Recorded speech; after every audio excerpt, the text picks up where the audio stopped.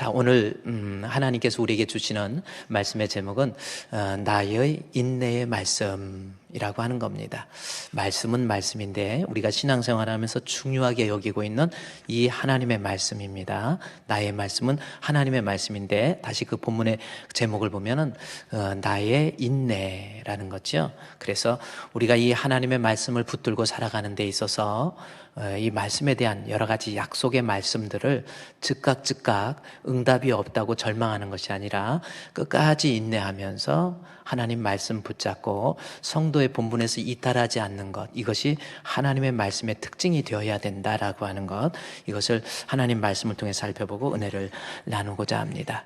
하나님께서는요, 우리 성도들에게 이 땅에 살면서 믿음 잘 지키고 천국까지 오게 하기 위해서 우리에게 주신 것이 하나님의 말씀이에요.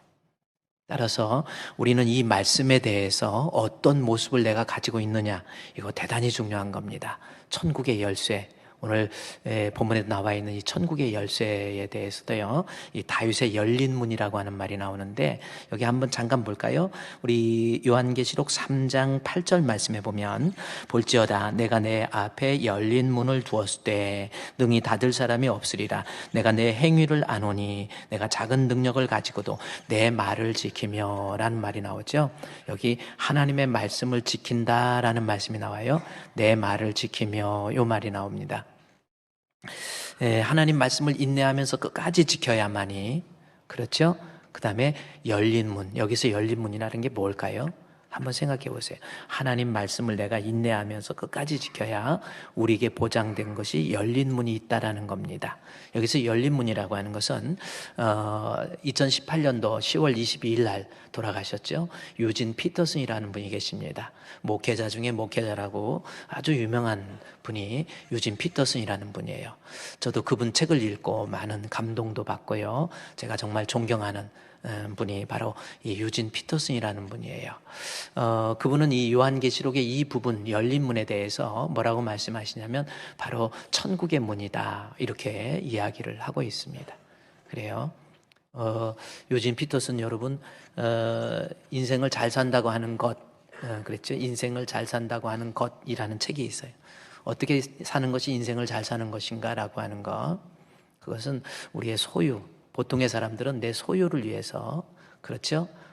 그 다음에 성취, 내 인생의 육신적인 성취를 위해서, 그리고 편안함과 안락함, 그래서 소유와 성취와 편안함과 안락함을 추구해가는 것, 그것이 보통의 인생의 삶인데 잘 사는 사람은 그게 아니라는 겁니다.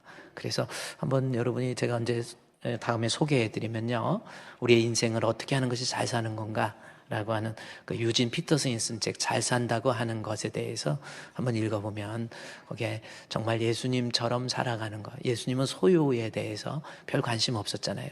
성취에 대해서도 그렇습니다. 그다음에 편안함과 안락함에 대해서도 별 관심이 없었지요. 오직 하나님의 뜻이 무엇인지, 하나님께서 나에게 하라고 하신 일이 무언가, 그거 찾으면서 일을 감당한 그분이 예수님이신데, 예수님의 모습을 따라서 사는 것이 잘 사는 것이다. 참 아주 좋은 책에서 이분이 얘기하고 있는데, 그분이 이 유진 피터슨이라는 분이 그 앞에 열린 문이라고 하는 거에 대해서도 바로 천국의 문이다, 그렇게 해석을 하고 있습니다. 특별한 이의가 없고요. 어떤 사람에게 천국의 문이 열렸는지 그 본문의 말씀에 3장 8절 말씀에 보면은 적은 능력을 가지고도, 하나님의 말씀이에요. 하나님의 말씀, 적은 능력이라는 것은 다른 거 아니거든요. 신앙생활 하는 것 때문에 내게 연약한 모습이 생기는 거예요. 물질적인 손해도 있어서 가난하게 되는 그러한 연약한 모습, 또 사회적으로도 인정받지 못하고 출세하지 못하고 그러한 모습, 사회적으로 인정받지 못하는 그러한 속에서도 말씀 지키면서 끝까지 내가 손해를 봐도 하나님 말씀을 지키겠다라고 하는 것, 그리고 주님의 이름을 배반하지 않았다, 그게 바로 인내의 말씀이라는 거예요. 그 사람에게 열린 문, 천국 문이 열려 있다라고 그렇게 표현하고 있다라는 겁니다. 그래서 조금 더 내려가 보면요, 요한계시록 3장 10절 말씀에 이 빌라델피아 교회에 대해서 칭찬을 하면서 네가 나의 인내의 말씀을 지켰은즉, 이렇게 이야기해요. 이 요한계시록 2장과 3장에 7개의 교회가 나옵니다. 예배소, 서머나, 버가모, 두아디라, 사대, 필라델피아, 라오디게아. 그 중에서 칭찬도 있고 저주도 있고 또 책망도 있고 막 이런 교회가 있는데, 책망 듣지 않고 칭찬만 들은 교회는 서머나 교회하고 바로 오늘 나와 있는 이 빌라델피아 교회예요. 빌라델피아 교회의 어떤 모습을 칭찬했는지 정말 모범적이라는 거예요. 성도의 어떤 모습인가 봤더니 바로 10절 말씀에 나와 있죠. 내가 나의 인내의 말씀 지켰다라는 거죠. 그래서 그들에게 주어진 이 하나님의 말씀을 붙들고 사는데 즉각 응답이 없는 것 같고, 말씀대로 살아서 하나님의 약속의 복이라는 것보다는 내가 힘들고 어렵고 더 공경에 처하게 되는 그러한 환경에 있다 할지라도 이 빌라델피아 교회 성도들은 하나님의 약속의 말씀을 믿는 거예요. 그래서 그 약속의 말씀을 믿고 흔들리지 않고 말씀 버리지 않는 거예요. 끝까지 하나님의 약속 위에, 말씀 위에, 주님이 약속하신 말씀 위에서 성령 인도하는 대로 행하며, 그랬죠? 주님 인도하신 대로 말씀 붙잡고 힘들어도 어려워도 그 말씀을 인내하면서 성령 인도하는 대로 행하며, 그랬죠? 주님 품에 항상 안식 얻으며 약속 믿고 굳게 서리라. 굳게 서리. 할렐루야. 영원하신 말씀 위에 굳게 서리. 굳게 서리. 그 말씀 위에 굳게 서리라.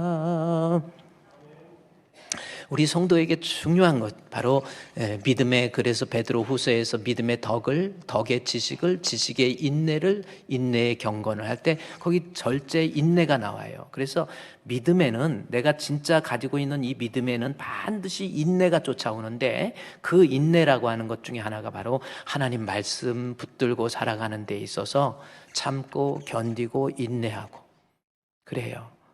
예배드리고 그러는 자에게 창세기 8장 9장에 보면 노아가 하나님 앞에 예배를 드리니까, 제사를 드리니까 하나님께서 그 제사의 예배를 흠양하시고 9장에 가서는 노아에게 복을 주셨다.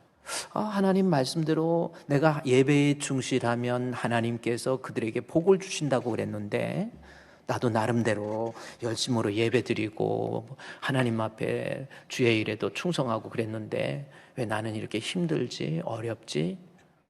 그런 마음 들지 않습니까? 아니에요. 하나님의 약속의 말씀은 거짓이 없어요. 반드시 성취가 된다라고 하는 것, 이것이 하나님 말씀의 특징이라는 겁니다. 오늘 여러분이요, 신앙생활하면서 그래서 기본적으로 이 말씀에 대해서, 우리 이 성경은요 전부 구약이 39권, 신약이 몇 권? 27권, 총 66권의 책으로 기록되어 있는 것이 바로 이 성경 말씀이에요. 그런데 우리가 이 말씀, 주의 말씀은 내 발의 등이요 내 길의 빛이 되는 거기 때문에 내가 인생을 살면서 이 말씀이 나의 삶의 표준이 되고 하나의 나침판이 되는 거거든요. 그런데 이 말씀을 어떻게 대하느냐, 너무나도 중요한 겁니다. 여러분, 이 성경은요 약속의 책이에요. 그래서 구약, 신약이라고 그러죠. 약속의 책이에요. 하나님의 약속의 책입니다. 근데 그 약속은 금방 즉각 이루어지는 것이 아니에요. 시간이 가고 1년, 2년, 10년, 20년, 아니 나 죽은 다음에 내 후손에서도 이루어질 수 있는 것이 바로 이 하나님의 약속의 말씀이에요. 따라서 여러분, 그래서 이 성경의 특징은 뭐냐면요, 66권의 성경은 저자가 40여 명이 됩니다. 모세를 비롯해서 모세, 에레미야, 이사야, 하박국, 또 마태, 마가, 그다음에 누가도 있고 바울도 있고 베드로도 있고 40여 명의 저자들은 한 사람이 쓴 게 아니에요. 40여 명의 저자들이 몇 년에 걸쳐서 썼냐면 혹시 아십니까? 몇 년에 걸쳐서 이 성경이 기록됐죠? 혹시 아십니까? 네? 한번 구약에서부터 신약까지 몇 년 걸렸어요? 2000년? 6000년? 여러분, 예를 들어서 책을 한 권 써내는데 어떤 사람은 6개월, 어떤 사람은 1년, 2년 이렇게 걸리는데, 이 성경은요 그 기록 연대가 몇 년이냐면 한 500년, 600년 걸렸어요. 왜 그렇게 1500년, 1600년 걸렸냐면 보세요. 성경, 신약 성경은 AD, 그러니까 기원 후에, 그러니까 AD 95년도 요한계시록을 쓴 사도 요한 안에, 그래서 AD 100년이라고, 100년 안에 뭐 그 안에 바울도 있고 뭐 요한도 있고 다 있죠.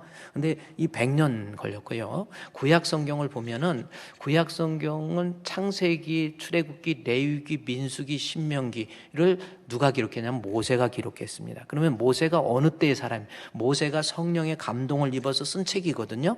그 구약 성경 시작에서부터. 그러면 모세는 지금부터 언제 때의 사람인가라고 하는 것을 세계 역사적인 내용들과 이스라엘의 역사서와 같이 비교하면서 보면 지금부터 모세는 몇 년 전 사람일까요? 지금부터 1500년이 아니죠. 지금 성경 기록한 연대를 보기 때문에 그러면 예수님 오시기 전에 몇 년 사람이에요? 자, 성경을 이제 보세요. 성경은요, 예수님 오시기 전에 1000년, 누굽니까? 다윗입니다. 다윗보다 1000년, 누굽니까? 아브라함입니다. 아브라함보다 1000년, 노아입니다. 노아보다 1000년, 아담입니다. 그래서 성경은 구약은 4000년, 신약은 지금 2000년, 우리가 지금 사는 것이 2000년이잖아요. 그래서 지구의 연대가 약 6000년 정도로 보는 것, 이것이 더 합리적이라는 겁니다. 지구 과학자들이 뭐 수억 만년 뭐 이렇게 나오는데 그것은 지질학적으로 이렇게 검토해서 그러는데 요즘에는 그 학설이 틀려가고 있다 이렇게 말하고 있어요. 어쨌든 지구의 연도가 그렇게 많지는 않는데 보세요. 모세는 어느 때 사람이냐면 예수님 오시기 전에 지금부터 2000년 전보다 1000년이 다윗입니다. 다윗보다 약 언제냐면 다윗보다 앞에가 이 아브라함이잖아요. 아브라함보다 노아잖아요. 그래서 아브라함과 그 사이에, 그래서 아브라함을 통해서 이스라엘 백성들이 형성이 되고 이스라엘 백성이 출애굽하고 해서 모세는 예수님 오시기 전에 약 1500년 전으로 보는 거예요. 그러니까 지금으로 따지면은 지금은 예수님 오시고 2000년이니까 약 지금부터 3500년 전에 모세가 있었다 그렇게 보는 겁니다.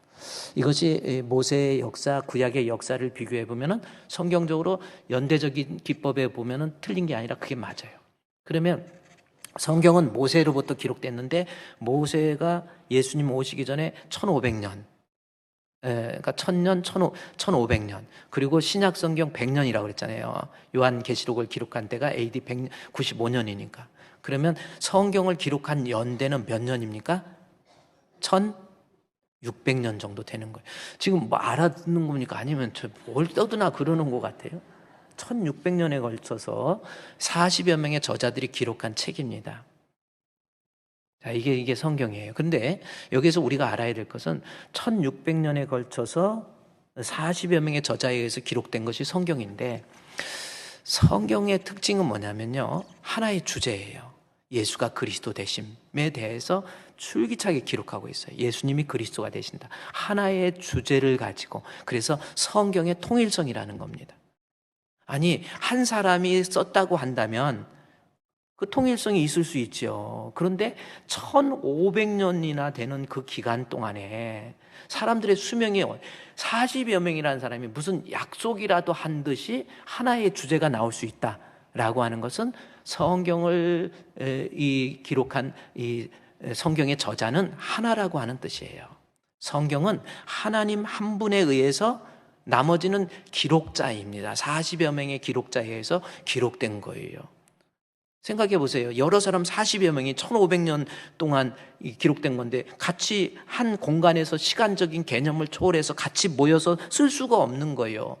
그런데 성경의 주제가 하나가 나올 수 있다. 통일성을 가지고, 그 다음에 연속성을 가지고, 그 다음에 성경의 보완성을 가지고 성경이 하나의 주제 속에서 할 수 있다는 것은 성경의 저자는 한 분, 즉 하나님의 감동에 의해서 하나님이 저자이시고 나머지는 기록자인 거예요.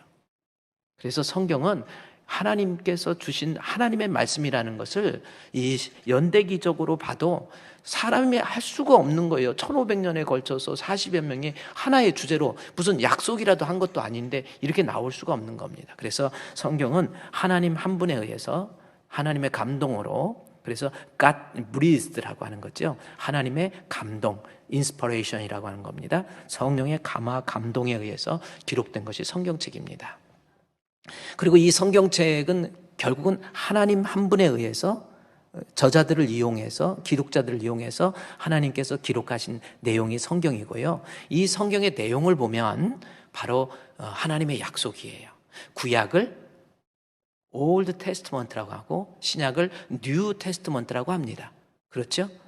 이 테스트먼트라는 게 뭐예요? 증거, 뭐 이런 거 이렇게. 그래서 어떻게 뭐 구약 옛사람의 증거 뭐 이건데, 구약은 뭐냐면 우리의 메시아 되신 예수님이 오시기 이전에 하나님께서 그의 백성과 약속한 것들을 증거로서 기록해 놓은 것, 이것이 바로 구약이고요. 신약은 예수님, 메시아 되신 예수님이 이 땅에 오시고 난 다음에 하나님께서 그의 백성과의 약속의 내용을 증거로서 기록한 책이 신약이에요. 그래서 결국은 구약과 신약은 메시아를 중심으로 하나님의 약속입니다. 약속이에요. 그러니까 약속한 내용들을 기록한 거예요. 특별히 개약신학과 그리스도라고 그래서 예수 그리스도를 통해서 그의 백성을 구원해 주시겠다라고 하는 하나님의 약속의 책이 바로 구약과 신약이에요. 그런데 여러분, 약속이라고 하는 것이 뭡니까? 내가 예를 들어서 약속했다. 뭐 우리가 인간과 인간의 약속, 결혼도 약속이잖아요. 결혼과 동거의 차이는 뭐예요? 동거는 약속이 별로 없이 그냥 살다가 동거하다가 막 목사님 동거가 훨씬 성경적이죠. 그래서 왜요? 그랬더니 뭐 성경에 뭐 동거하고 찬송이 나와 있다고 그러면서 뭐 그러는데 날마다 주님과 동거하면서 뭐 그랬다고 그래. 그건 아니지. 결혼은요 약속입니다. 동거는 그냥 사는 거지만 결혼은 약속을 하는 거예요. 좋을 때만이 아니라 싫을 때도 같이 이렇게 내가 끝까지 좋은 남편으로서, 좋은 아내로서 내가 내 자리 지키겠다. 이게 약속이거든요. 그래서 결혼은 싫어도 약속했잖아요. 기쁠 때나 슬플 때나 부유할 때나 가난하게 되거나 병들 때나 건강한 때 어느 때든지 항상 사랑하기로 약속하느냐? 그러면요 어떤 신랑은 네 하고 막 갑자기 깜짝 네 하면 주례 빨리 끝내라 그 소리도 들리기도 하고 뭐 이러지만 하여튼 약속입니다. 그렇게 철석같이 약속하고도 때로는 헤어질 수도 있는 것이 사람의 약속이에요. 근데 하나님께서 약속은 아니에요. 그래서 인간과의 약속을 프로미스라고 그러고요. 하나님 성경에 우리 인간 그의 백성과 약속한 것을 카버넌트라고 합니다. 한번 읽어볼까요? 카버넌트. 예, 이거 하나님과의 언약. 하나님의 약속은 변경되거나 취소되지 않은 거예요. 성경에 메시아를 중심으로 구약에 그의 백성들과 약속한 그 약속의 내용. 나는 너의 하나님이 되고 너는 내 백성이 되리라. 예수 그리스도를 통해서 장차 메시아를 통해서 우리 백성들을 구원해 주시라고 하는 하나님의 약속은 반드시 성취되고 그러는 겁니다. 항상 기뻐하라, 쉬지 말고 기도하라, 범사에 감사하라. 우리 주님께서 우리에게 주신 명령이죠. 구하는 자의 기도를 하나님께서 구하는 자에게 주시지 않겠느냐. 주겠다고 약속한 것 반드시 성취된다라는 거죠. 중요한 것은 우리 성도들이 성경에 약속한 이 하나님의 말씀에 대해서 인내할 줄 알아야 돼요. 마태복음 24장에 있는 말씀에 보면요. 마태복음 24장 35절 말씀에 보면은 이 성경 이야기 내용이 나옵니다. 천지는 없어진다 할지라도. 여러분, 천지가 없어지기가 쉽습니까? 어렵습니까? 마태복음 24장 35절 말씀에 천지는 없어질지언정 내 말은 없어지지 아니하리라. 저 한번 읽어봅시다. 시작. 천지는 없어질지언정 내 말은 없어지지 아니하리라. 할렐루야. 다시 한번요. 하나님의 약속은요. 세상 천지가 없어지기 힘들어요. 혹시 그거 없어진다 할지라도 하나님의 약속은 결코 없어지지 않는다라는 거예요. 다시 한번 읽어봅시다. 시작.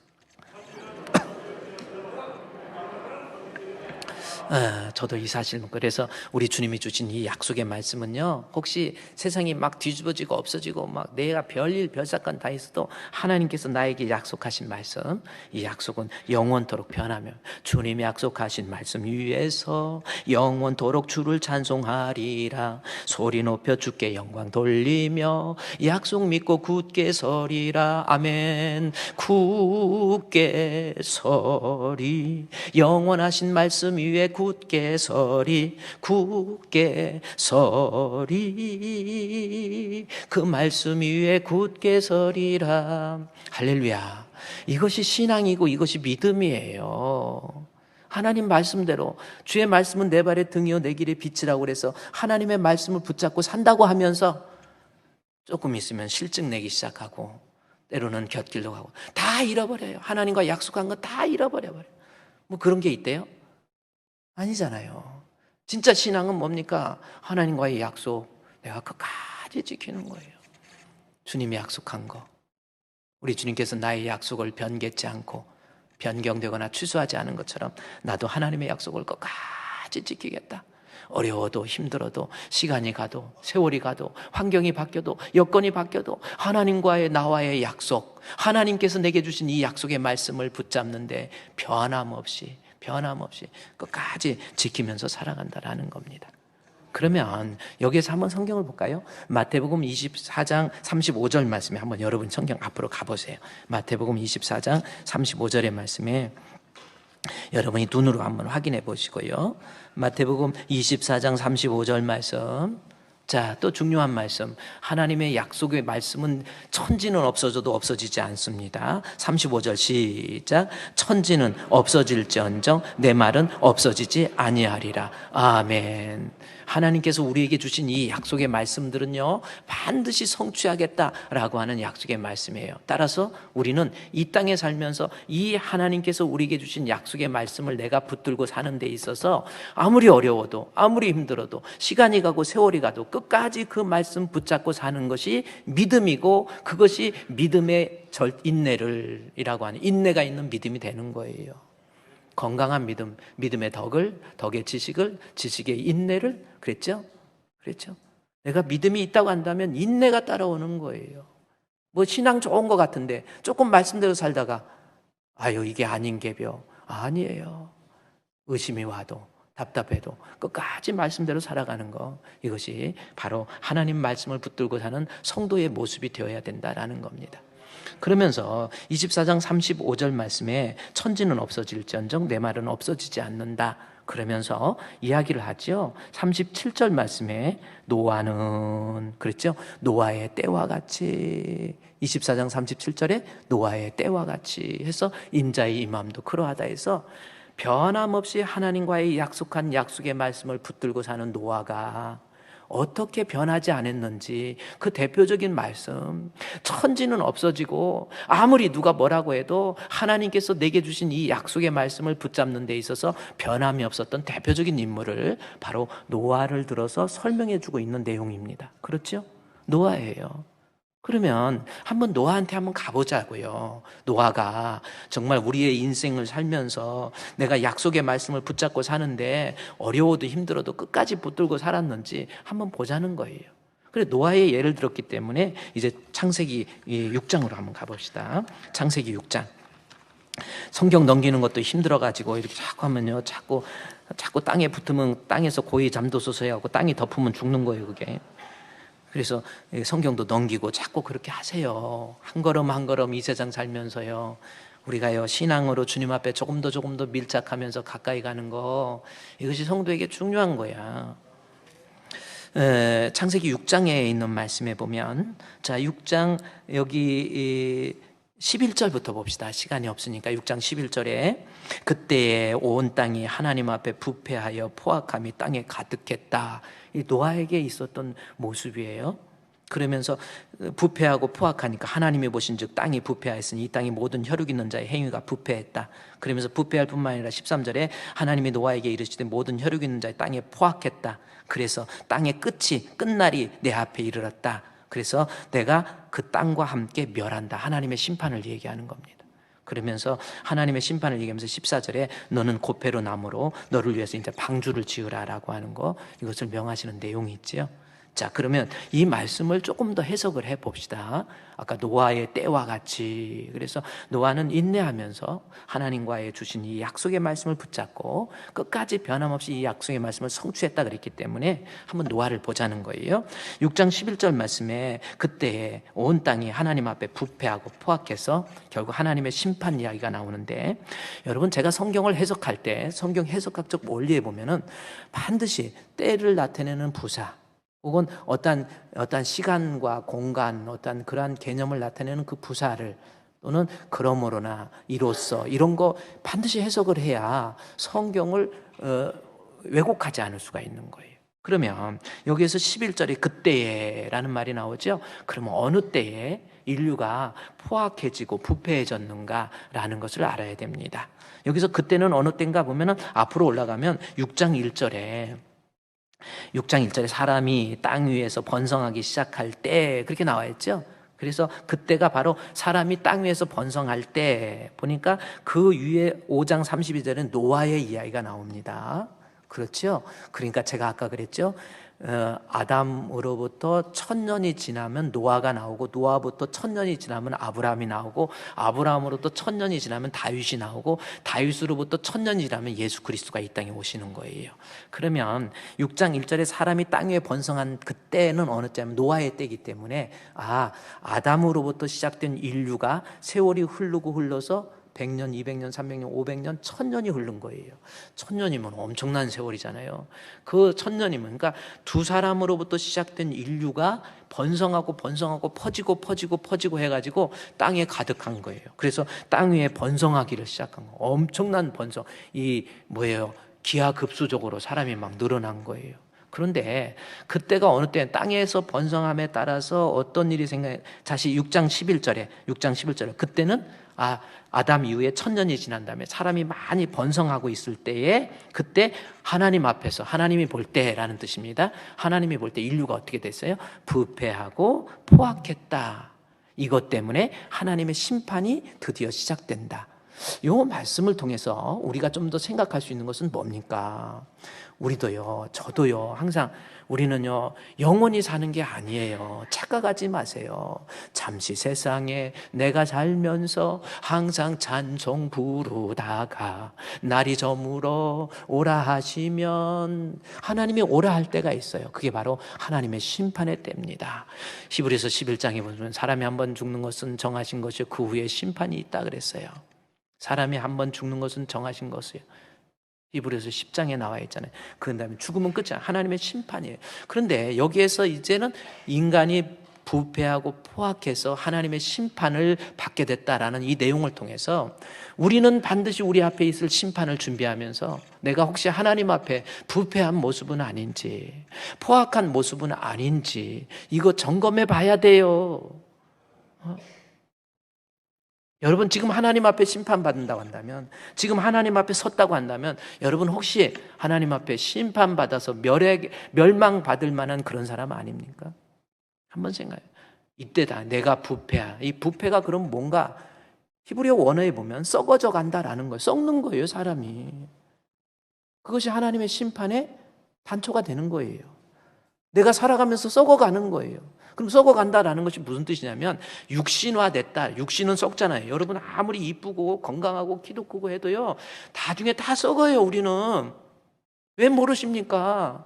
그렇게 수많은 사람이 죽어가도 나는 죽음과 관련 없는 줄 알죠? 썩어가요. 그래서 이게 부패했다라는 것은 썩어져 간다라는 뜻입니다. 그래서 아니 왜 썩어져 가는 게 육신이 썩어져 가는 게 어때서 이렇게 생각할 수 있는데, 그 썩음에 대해서 6장 1절에서 설명이 되고 있어요.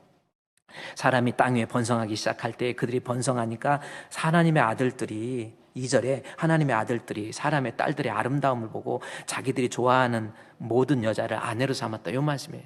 믿음대로 살아야 될 하나님의 자녀들마저도 세상의 육신적인 것을 추구하기 시작했다라는 뜻입니다. 그러면서 3절에 보세요. 여호와께서 이르시되 나의 영이 영원히 사람과 함께하지 아니하리니 이는 그들이 육신이 됨이라. 이 말씀이 나오죠. 이게 썩어져 간다는, 육신 썩어져 가는 육신이잖아요. 육신이 됐다라는 거죠.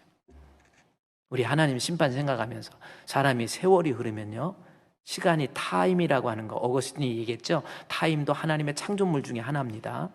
하나님의 타임이 적용이 되면서 우리의 세포가 시간이 가면 19살 넘으면서부터 늙기 시작하는 거예요. 19세까지는 그래도 세포가 계속 있는데 19살 넘으면서부터는 세포 지금 막 죽어가고 있어요. 지금도 많이 늙어가고 있고, 지금도 세포 분열 계속하고 있는 거예요. 많이 죽어가고 늙어가고 있는 거예요. 그래서 여기 육신화됐다라는 것은 뭐예요? 썩어져 버릴 육신만을 위해서 살아가는 사람, 이게 부패입니다.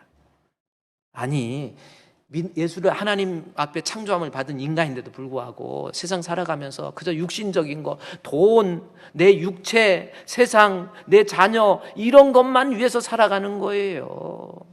그저 내가 어떻게 하면 출세할 수 있을까? 내가 어떻게 하면 성공할 수 있을까? 내가 어떻게 하면 돈을 많이 벌 수 있을까? 내가 어떻게 하면 이 육신을 좀 행복하게 살 수 있을까? 내가 어떻게 하면 이 육신적으로 더 건강하게 살 수 있을까? 이것만 관심 가지고 있는 사람을 부패했다, 이렇게 얘기하는 거예요. 우리는요, 그게 아닙니다. 겉사람은 부패해 가지만 나이 들면요, 다 여러분도요, 그래요. 나이 들면 다 몸도 약해지고 다 그렇습니다. 어제 제가 거제도까지 차를 타고 6시간 걸려요. 거기 장로님이, 목사님, 제가 은퇴를 하는데 우리 목사님 꼭 모시고 말씀 듣고 싶다고. 아니, 여기서 6시간까지인데요. 그랬더니, 그래도 꼭 오실 수 없습니까? 교통비는 드릴게요. 그래서 또 그 말에 또 힘을 얻고, 그래서 이제 가가지고 이제 설교를 하면서요, 그랬어요. 은퇴한다는 게 뭡니까? 나이가 들어서 은퇴를 하면 육신은요, 옛날 같지 않은 거예요. 다 해야죠. 몸도 약해지고 몸도 피곤해지고 그래요. 그리고 물질도 자녀들도 다 놓고 가는 거예요. 그래서 은퇴하시는 분들한테 제가 그랬어요. 이제는 세상 것은 다 내려놓고 점점 다 너무 세상 욕심 부리지 마시고, 리타이어가 뭡니까? 리타이어먼트가 무슨 뜻이에요? 재충전이라는 뜻도 있지만 은퇴라는 뜻이 있잖아요. 타이어를 갈아 낀다는 거거든요, 원래는. 그래서 이제 새 출발하겠다라는 것이 리타이어먼트라고 하는 거예요. 그래서 이제 육신적인 것 그만 염려하거나 근심하거나 그것 때문에 울고 웃고 그러지 마시고 내 영적인 신앙 놓고 좀 기도하시고, 겉사람은 후패하지만 속사람의 믿음이. 어떤 사람은요, 이렇게 나이가 들수록 막 성질만 막 급해지고 더 이기적이고 이런 사람들이 있어요. 여러분, 그러면 안 돼요. 나이가 들수록 더 점점 육신화되는 것이 아니고 세속적이고 물질적이고 육신적인 그러한 사람이 아니라 영적인 사람이 돼야 돼요. 더 하나님 앞에 예배드리고 더 하나님 앞에 기도하고, 그래서 겉사람은 후패하지만 우리의 속사람이 날마다 새로워지는 것, 이것이 은퇴하는 장로님에게 필요한 거다. 제가 그랬어요. 여러분 마찬가지예요. 그냥 나이 들수록 막 고집은 어떻게 이렇게 고집이 세지는지, 막 그 혈기 못 죽이고 막 아내한테 막 화내고 뭐하고, 아직도 왜 이렇게 육신적인 사람입니까? 내 고집도 내 생각도 내 욕심도 내 혈기도 좀 이제는 죽고요, 내 자신의 몸도 연약해짐에 따라서 점점 내 안에 이제 그리스도가 살아나서 우리 주님 사랑하는 마음, 우리 주님 믿는 믿음, 힘들어도 어려워도 십자가를 내가지고 우리 주님 사랑하는 마음 가지고 오셔서 예배드리고 십자가를 내가지고 주를 따라가리라 그랬죠. 우리 주님 따라가면서 그게 부패하지 않는 거예요. 어떻게 세월 갈수록 사람이 이렇게 고집만 세지고 욕심만 막 더 세지고 막 내 것 그거 가지고 가서 나중에 죽을 때 가지고 갈 겁니까? 그냥 내 자식 너무 자식에도 목숨 걸지 마요. 여러분 거동하기가 불편해서 자식들이 여러분 한 달 간호할 수 있을 것 같습니까? 할 수 없어요. 자식 원망할 것도 얘도 살아야지 어떡합니까? 그냥 나이 들면 어쩔 수 없어요. 겉사람은 이제 후패해지지만 주님에 대한 믿음 더욱 세지고, 이게 인생인 거예요. 근데 노아 시대 때 사람들 보니까 하나님의 영적인 건 별로 생각 안 해요. 부패라는 건 뭡니까? 6장 11절 말씀에 부패는 뭡니까? 영적인 것보다는 세상적이고 육신적이고 물질적인 것만을 위해서 살아가는, 결국 하나님의 심판 면할 수가 없는 거예요. 우리 주분교회 성도들은요, 세월 갈수록 그냥 우리 주님 더욱 그죠. 세월 지나갈수록 의지할 것뿐일세. 아무 일을 만나도 예수 지합니다. 여러분, 우리의 믿음이라는 것이요, 자기 부부만큼 잘할 수가 없어요. 그래서 남편은 아내에게 인정받고, 여보, 난 당신과 결혼한 것이 얼마나 행복인지 몰라. 비록 돈은 별로 못 벌어오고 생긴 건 좀 그렇지만 그래도 당신 내가 존경해, 사랑해. 얼마나 멋있습니까? 근데 이놈의 남편은 어떻게 그냥 세월을 갈수록 막 어디서 성질만 막 세지고 막 고집만 세지고 그냥 막 돈 이러고 다니고, 혼자 믿음 좋은 것 같아요. 막 이러고 다니는데, 여러분 그러지 마세요. 아내도 마찬가지예요. 하나님의 심판대 앞에요, 영의 사람이 되어서 성령이 충만해서 인정받기를 주의 이름으로 축원드립니다.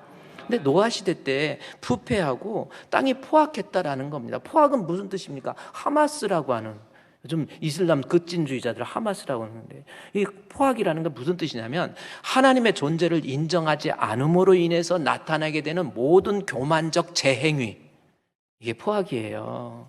그러니까 이게 하나님 앞에 창조함을 받았는데 하나님의 존재를 인정을 안 해. 지가 이제 내가 뭐 하나님이 뭐 어때서 막 이러고 지 걸어 다닐 수 있고 생각할 수 있고 뭐 좀 돈 좀 있고 좀 뭐 배운 거 있다고 이제 폼 잡고 다니면서 하나님 우습게 알고 있는 그러한 모습이 삶의 현장에서 나타나는 거예요. 다른 사람을 윽박지르고 하고 다른 사람에게 폭행하고, 네가 감히 나한테, 내가 누군데, 이렇게 나오는 거 아닙니까? 하나님의 존재가 없는 게, 여러분, 내가 눈에 안 보인다고 존재하지 않는 것이 아니에요. 공기 눈에 보여요, 안 보여요? 보여요? 그거는 몸 약해서 병으로 보이는 거예요. 몸이 약하면 막 공기도 보이는 거, 이렇게, 그건 병으로 보이는 거예요. 사람이 이 몸이라는 게 그러잖아요. 사람이 추우면 이렇게 움츠리잖아요. 그래, 뭐 추우면 막 떨잖아요. 이렇게 떠는 이유도 참 하나님 기가 막히게 막 떨어서 열을 만들어내는 거야. 내가 지금 몸이 추우니까 떠는.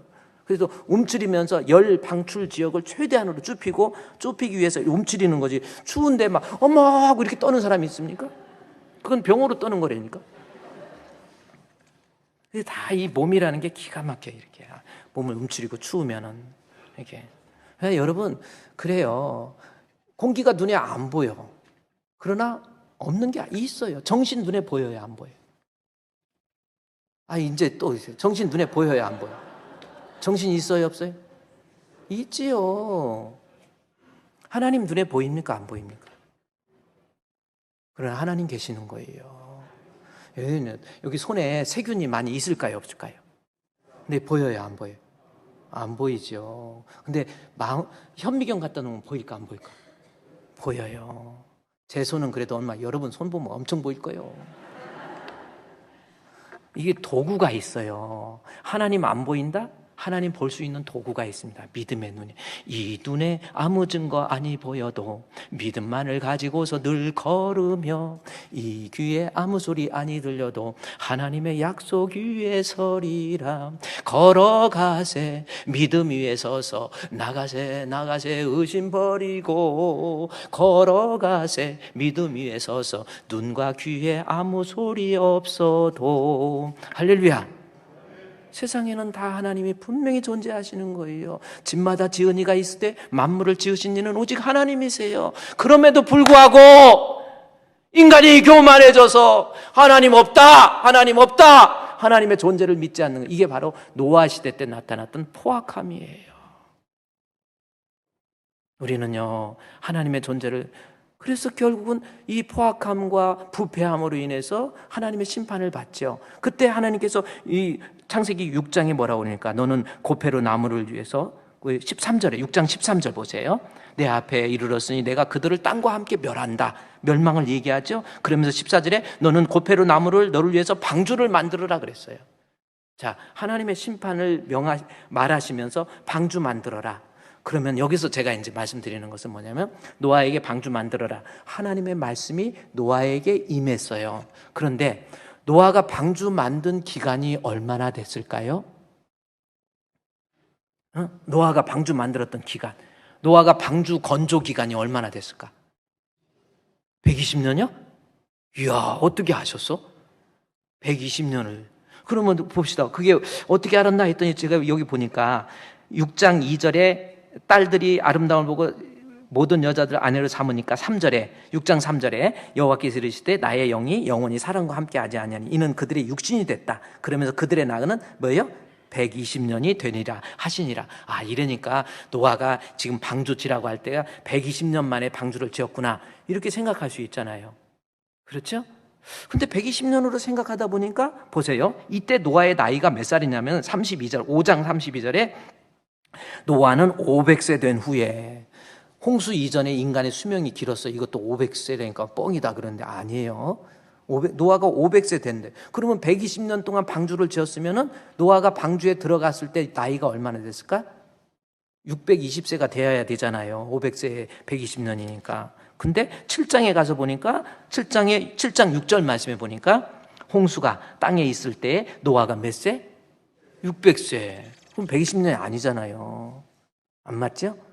그러면 500세에 방주를 짓고 600세에 방주에 들어갔다고 그랬기 때문에 120년은 아니고 100년 안에, 그러니까 80년, 90년, 70년, 노아의 아들들도 방주 짓는데 협조했으니까, 협조할 나이가 되니까 한 70년, 80년 정도 방주 건조 기간으로 볼 수 있습니다.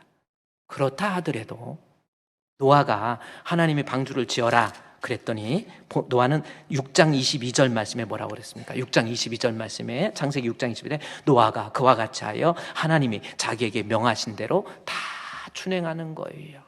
1년, 2년 방주 지어라 그러니까 홍수로 멸하겠다 이 말씀을 받아서 노아는 도대체 이해가 안 가지만 그래도 1년 동안, 2년 동안, 3년, 5년, 10년, 20년, 30년, 40년, 50년, 60년, 보통 사람 같으면 하나님 뭐 홍수 올 것 같지가 않은데요, 이거 하나님 이 말씀 도저히 받아들일 수가 없어요, 믿을 수가 없어요, 이거 방주 짓는 게 얼마나 힘든데, 아유 나 이제 그만둬야지 할 때가 됐는데도 불구하고 60년, 65년, 70년, 75년, 80년, 85년, 90년 다 될 때까지도 그 약속의 말씀을 그대로 믿고 끝까지 방주를 지어간 사람이 바로 노아였다라는 겁니다.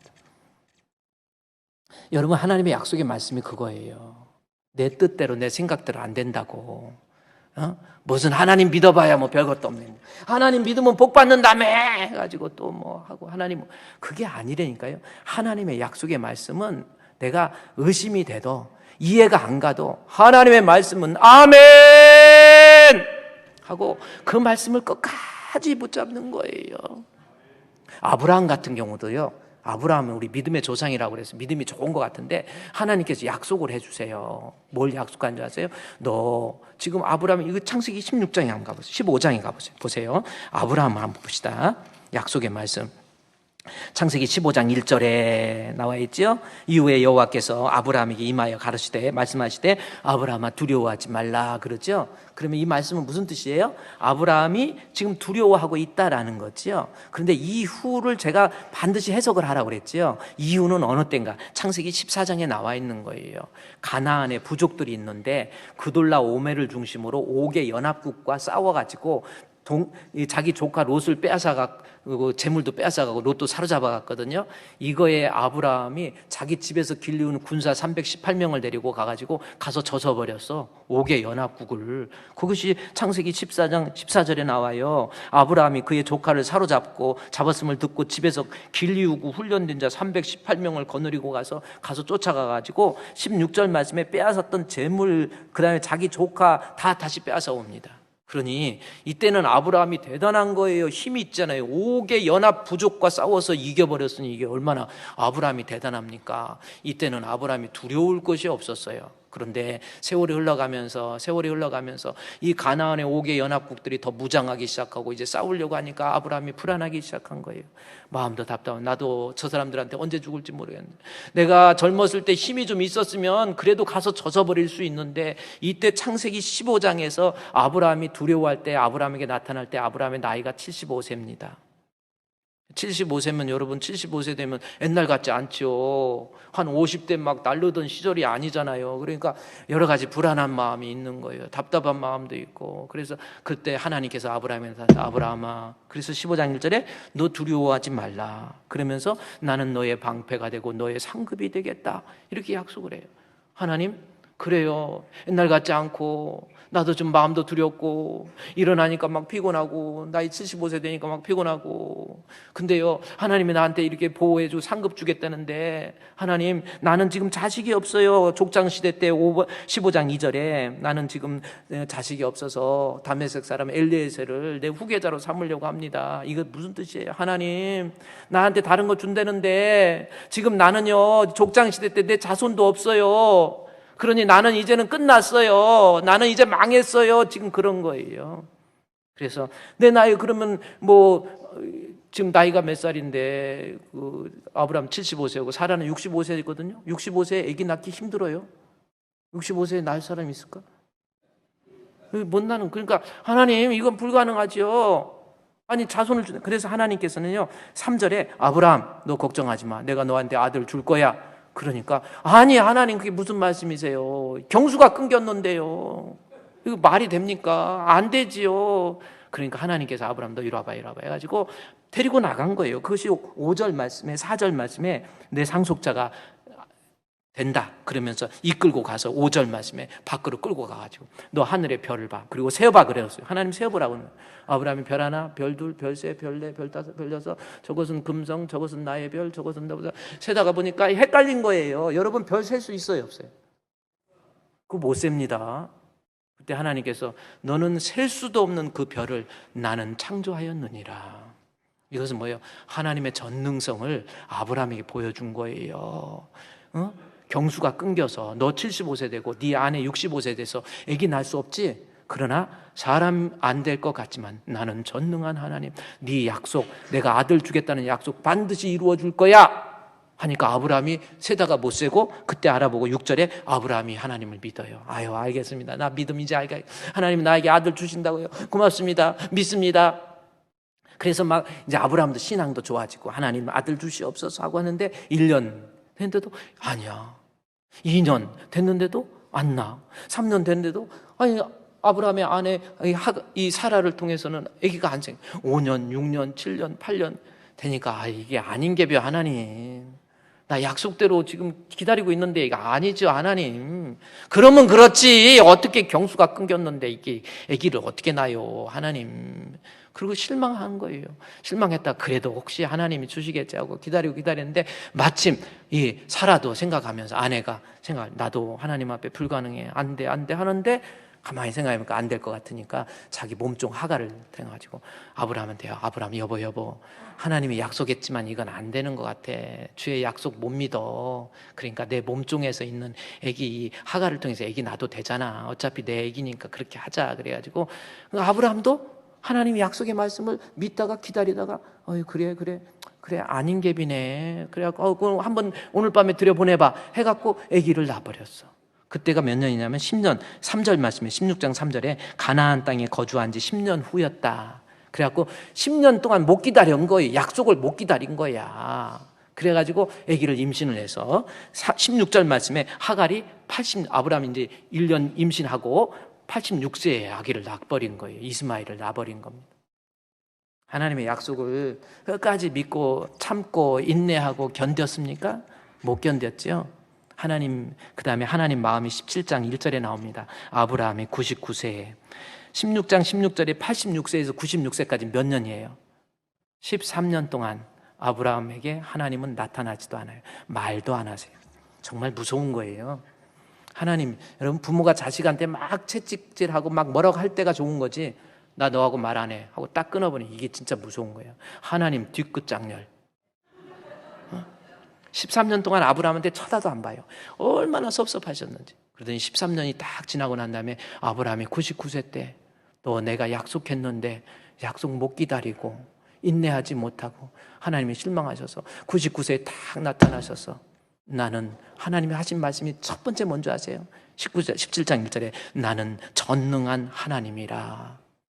I'm the omnipotence of God, 전능하신 하나님에 대해서 omnipotential 그랬죠? of God, 하나님의 전능하심. 여기 omnipotential of God이라고. I'm omnipotential of God. 나는 전능의 왕, 영원하신 하나님, 평강의 왕. 그렇죠? 우리 하나님 전능하신데, 너 65세, 70세 됐다고 아기 못 난다고 너는 그렇게 절망하고 있지만, 아니야, 나는 전능한 하나님, 이 우주와 만물을 창조하신 하나님, 너 이렇게 약속 못 지키니 하는 하나님의 섭섭함이 묻어나요. 결국은 아브라함은요, 하나님의 약속을 지키지 못했다가 창세기 21장 14절 말씀에 보면은 거기서 태어난 이스마엘을 물 한 가죽 부대와 함께 그 엄마 하갈과 함께 내쫓아 버립니다. 그래, 아브라함이 99세, 창세기 21장 14절 말씀에 그렇게 나와요. 결국 아브라함이 자기가 난 아들이에요. 그런데 내쫓아 버리잖아요. 창세기 제발 좀 빨리 21장 14절 좀 띄워주세요, 방송실. 막 성질이 나게 만들고. 그래, 그랬더니 목사님 참고 기다리세요. 내가 그걸 시험하는 거예요. 그럴지 모르지만 그래요. 결국 아브라함이 인내하지 못했잖아요. 말씀을 인내하지 못했다가 결국 자기가 낳은 아들을 물 한 가죽 부대와 함께 내쫓아 버리는, 그래서 지금까지도 이삭과 이스마엘이 싸우는 비극을 낳은 거 아닙니까? 내가 힘들어도 어려워도요, 하나님이 약속의 말씀을 끝까지 지켜가는 거예요. 우리 주분교회 그런 성도 됩시다. 갈라디아서 6장 9절 말씀에서 그래서 바울은 이야기하죠. 선을 행하되 낙심하지 말라. 이 말씀 보면 돼요. 선이 뭐 하나님 아가도스라는 거고요. 하나님 기뻐하시는 일, 그것이 예배가 될 수도 있고 섬김이 될 수가 있고 선교가 될 수 있고 기도가 될 수도 있고, 하나님 기뻐하는 일에 있어서 내 뜻대로 내 마음대로 아직 이루어지지 않는다고 절망할 것이 아니라, 낙심할 것이 아니라 하나님 앞에 인내하면서 끝까지 기다리고 기다릴 줄 아는 사람. 창세기, 지금도 시간에서 창세기 9장 8장에서요 노아가 홍수가 끝난 다음에 나온 다음에 하나님 앞에 제사를 지내요. 하나님께서 그 제사 예배를 받으시고 흠양하시고 9장 1절에 가서는 하나님께서 노아에게 복을 주셨다 그랬어요. 아니, 하나님 예배 드리면 열심으로 예배에 충실하면 복 주신다며 그렇게 생각할 수 있잖아요. 나도 나름대로 열심으로 예배 드렸는데, 나도 열심으로 신앙생활 했는데 하나님 왜 나는 이렇게 어려워야 되고 힘들어야 됩니까? 하고 내 마음속에 이 답답함과 또 이해되지 못하는 그러한 마음의 그 답답함 속에서 하나님을 원망할 수도 있지만, 그러나 끝까지 선을 행하도 낙심하지 말고 끝까지 인내하면서 기다리는 거예요. 섬김도 마찬가지. 고린도전서 15장 58절에 섬김의 뭐든, 고린도전서 15장 58절 말씀에 보면 어떤 말씀이냐면요, 주 안에서의 너의 섬김이 결코 주의 일에 항상 힘쓰는 자들이 되라. 너의 수고가 주 안에서 결코 헛되지 않습니다. 내가 하나님 앞에 시간 내어서 주를 위해서 일하고 헌신하고, 이거요 여러분 결코 헛된 일이 아니라는 거예요. 이번에도 지난주에 우리 김장하는데 제가 추수감사절 광고도 제대로 못했는데, 그래도 성도들이 직장생활 하면서 중간에 나와가지고 그 김장 500포기가 넘는 성도들 다 여러분이 먹을 거예요. 제발 조금씩만 먹어요 좀. 김장 갖다 다 담아갖고 하는데, 거기서 우리 여집사님들, 권사님들, 막 또 우리 남집사님들도 시간 내가지고 와가지고 그냥 거기다 김장 버무리고 버리고. 세상에 보세요. 이거 뭐 그런다고 돈이 나옵니까? 뭐가 나옵니까? 그러나요, 주의 일에 더욱 힘쓰는 자, 왜 그렇습니까? 헛되지 않는다라는 거예요. 이 약속의 말씀을 지금 당장은 대가가 없는 것 같아도 결코 헛되지 않는다. 주의 일을 태만히 하는 자가 저주받는 거예요. 이게 아무 말 아닌 게 아니에요. 시간 있다가 보니까 내가 지 혼자 거룩한 것처럼 은근히 생각하면서 나는 이제 모든 건 내려놓고 조용히 살아야지. 아니에요. 하나님 저주가요, 여러분. 제가 여러분 겁줄다고 그러는 게 아니에요. 하나님 말씀에 주의 일을 태만히 하는 자는 저주받는다 그랬잖아요. 이제 힘든 거죠. 시간 정말 하다 보니까 시간도 없고 몸도 안 좋고 그냥 조용히 나 거룩하게 신앙생활 할래요. 하나님 앞에 조심하세요. 하나님이 때리는 매는 무섭습니다. 어제 제가 그 거제도에 우리 장로님 임직 예배 퇴직하신다 해가지고 가서 설교하는데요. 국회의원도 오시고 그 교회에요 또 해안 경찰 그 서해 경찰청장이 오셨더라고. 그 경찰청장이 오셔서 예배드리기 전에 저랑 잠깐 얘기하는데 제복을 입고 오셨는데 막 경찰청장이면 아무것도 아닌 거 아닙니다. 무궁화 조그만 무궁화 4개가 총경서장이에요. 그 위에가 경무관입니다. 경무관 말동 하나라고 그랬죠. 그 위에 또 하나 올라간 게 치안감이에요. 그 다음에 또 하나가 치안정감, 치안총감이잖아. 막 꽃이 핀 게 여러분은 어깨 무거워서 원치지도 못해. 그 딱 나타났어요. 그래가지고 아니 저기 안 돼요. 계속 거기 같이 온 수행원도 같이 오면서 이렇게 이야기하는데, 그래서 제가 옆에 있다가 아니 사람이 그렇게 겸손하지? 아니 요즘 서해 그 서해 경찰청장 치안감 그러더라고요. 그래가지고 아니 요즘 어떻게 서해 경찰 서해에서는 좀 힘든 게 뭡니까? 그랬더니 이 중국 애들 때문에. 중국 애들 불법 어록 와가지고 막 하는데 얘네들은 건드렸다가는 막 찢고 삽으로 찢고 막 어디서 이상한 그 폭죽 같은 거 쏘고 막 난리네. 그래서 이게 제일 지금 중국에서 이 어디다 똥 싸, 얘네들이 지네들 똥 쌌는데도 구별 못하면서 와가지고 그냥 다 쓸어가는 거야. 그러니까 막 이 경찰들이 얼마나 수고하고 고생하는지. 그래서 뭐 특히 뭐 이렇게 그 서해 쪽에서는 너무 힘들다라는 거예요. 그래근데 자기도 너무 바쁜데, 그래서 아유 바쁘신데 어떻게 오셨어요? 우리 같이 갔던 장로님이 이제 같이 식사하면서 물어보면 아니 어떻게 이 위수 지역을 벗어나지? 다 위에다 보고하고 내가 이때 가는데 위에다 보고할 때 그랬대. 나는 내가 하나님 앞에 예배 드리는 거. 어렸을 때 그 천막에서 예배 드릴 때부터 미군 천막 그 거제도 있잖아. 포로 수용소 그 미군 그 천막 때부터 자기는 예배 드리고 그리고 하나님께서 자기에게 주신 해양 경찰의 사명도 있지만 하나님이 나보고 하라고 한 일, 그거 내가 결코 소홀히 할 수 없습니다. 나 하나님 앞에 예배라고 한다면 만사 제껴놓고 와서요 하나님 앞에 예배드리는, 제가 얼마나 겸손하신지. 저보다도 나이도 어려. 진급이 엄청 빠르셨어요. 고시 패스하고 그러니까 막 빠르지요. 그래가지고 하는데도 언제나 주님이 나에게 이 나라를 해양 그 지역을 서해 경찰서장, 그런데도 끝까지 말씀을, 자기에게 주어진 사명, 하나님의 약속의 말씀, 주님과 약속한 거 나 지키겠습니다. 얼마나 아름답습니까? 우리 주분교회 성도들도요, 여러분 선을 행하되 낙심하지 마세요. 하나님의 약속의 말씀대로 내가 지켜 사는데 어려워도 힘들어도 끝까지 말씀대로 살아가 보세요. 우리의 수고는 결코 헛되지 않습니다. 하나님 만날 때에 주님 앞에 좀 잘했다 칭찬 들어야지. 지 일신의 안락함과 편안함 때문에 하나님이 주신 직분 다 포기해버리고 나 그만두겠습니다, 나 포기하겠습니다, 나 집사님 나 일 못하겠습니다. 아니에요. 인내하시면서 끝까지 주님 섬길 수 있는 우리 주분교회 성도 되시기를 주의 이름으로 축원드립니다.